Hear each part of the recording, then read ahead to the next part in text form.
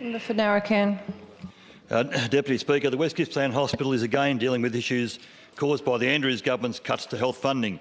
The Andrews government have increased the operational capacity of the hospital with the recent completion of an 8-bed short-stay unit and third operating theatre. At the same time, the Andrews government have cut funding for this year, allocating less WEES activity funding than last year. How does that work? You have a hospital under enormous pressure from population growth.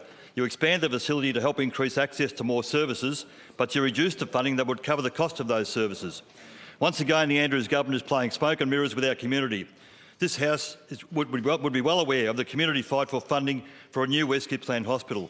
The previous Minister for Health refused to meet with representatives from the Where's the Funding group, and the current Minister is also not making herself available. Why is the Premier allowing his ministers to continue to treat the West Gippsland community with contempt? He has refused to release the findings of studies completed more than 18 months ago that have identified the best way forward for the provision of health care in the West Gippsland region. The Premier needs to stop insulting my community and the patients, staff and management of the West Gippsland Healthcare Group.